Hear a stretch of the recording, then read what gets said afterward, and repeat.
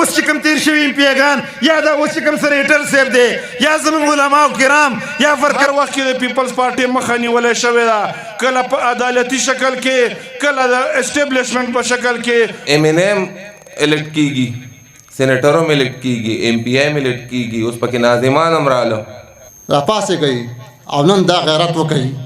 چې دا دوه کسان دغه دوه قبیلو ته د شکست ورکوي.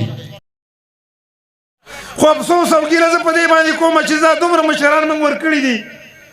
د هغه زمانې نه واله او بیا کاله موږ میناګان ورکړي دي او زموږ دا پر مومند دا اوس چې کوم دا زموږ د پی ټي آی شي دا کومې میناسب ورکړی دا خو موږ ورکړی. ولې زما په قام کې سکول نشته؟ ولې زما په قام کې کالج نشته؟ تصور زما د قام د جنکو تعلیم دا نشته. زما قامه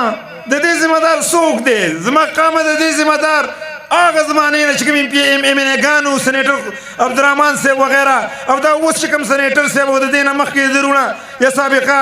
ایم این ګان یا دا د پی ټي آی والا ایم این ګان دا دي د دوی بچي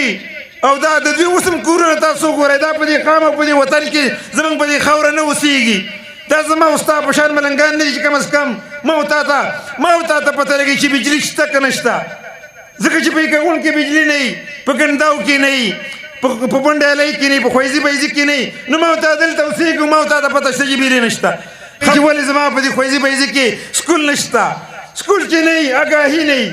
سکول چې ستا کالج به راځي،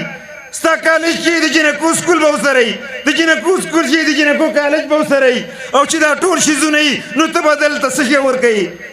دا خاوره به تعلیم یافته خلک ورکوي. دا خلک به دلته چې کوم په دې خاوره باندې آباد دي او دا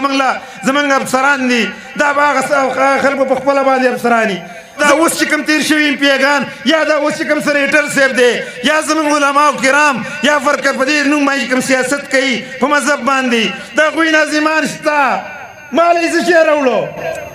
سکول یې راوړو، کالج یې راوړو، روزګار یې راوړو، د ګوسړی به روډ او مارکیټ دا یې راته کلاو کو. دا د تورخم نه غټ مارکیټ دی. ما ورته خود خوارو زار یو باندې ما اورېدلي وو وایي چې دلته زموږ یو ناظم صاحب د علما د جمعیت علما والا هغه چې وړومبی ویل چې ماله بجټ راکړه نو هغه دا نه ویل چې ماله د سکول بجټ راکړه، هغه دا نه ویل چې ته ماله د اوبو بجټ راکړه، هغه دا ویل چې یاره ماله ته په دفتر بجټ راکړه چې زه به 15 لکه او په 6 لکه روپۍ خپل دفتر جوړ کړم. ته نالت دي شي او زموږ په هغه مشرانو دي شي، زه یې نوم هم نه علمه مړی دغه کورسۍ او دغه دفتر او دغه چې زما ای قامه ما زه خو دا ویمه چې موږ د دې خاوره موږ به په خاورو کښېنو خو چې قامه وطن له څه راوړو، سکول راوړو، کالج راوړو. سنیټر صاحب راغلی او دلته یې د دې ګریډ سټیشن دغه افتتاح وکړه. د دې نه مخکې مولیانو کړې وه، د دې نه مخکې اوس بیا پی ټي آی والا بله یو ډرامه جوړه کړه، بیا هغوی وکړله ای قامه والله چې دا د پیپل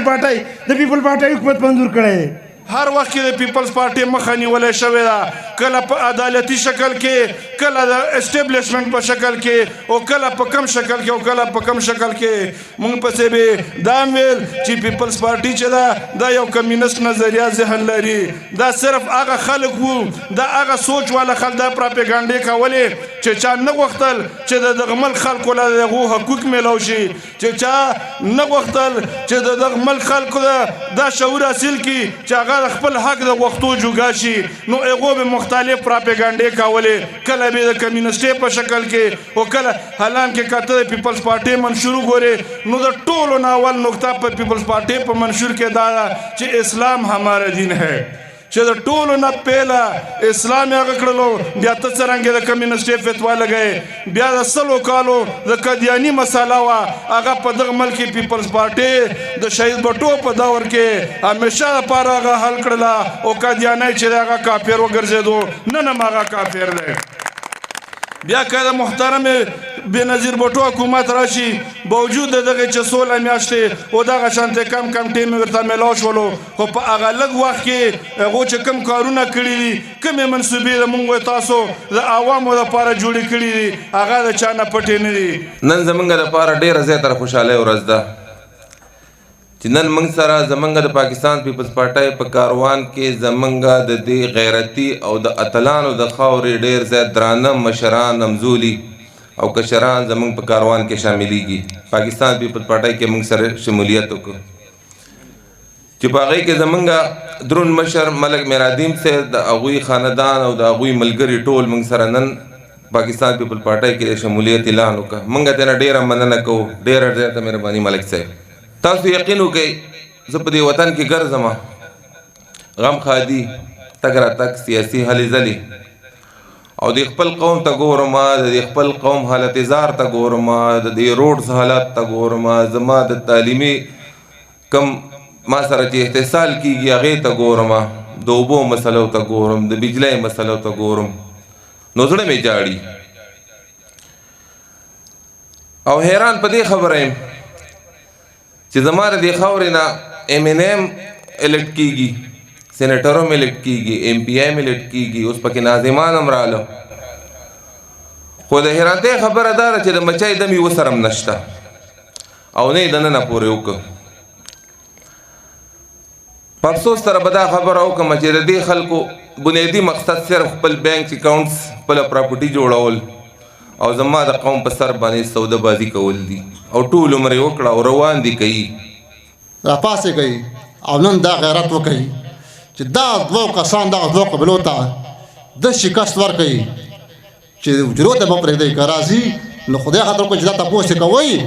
چې ضرورت څه دې کړي دي څه دې راوړي دي تاسو پرته مخه یا کوم ځای کې دې کالج را کړی دی کوم ځای کې دې های سکول را کړی دی کوم ځای کې دې سیکنډري سکول را کړی دی چې زه خپل بچی ورکړم او ستا دعا وکړم چې خدای دې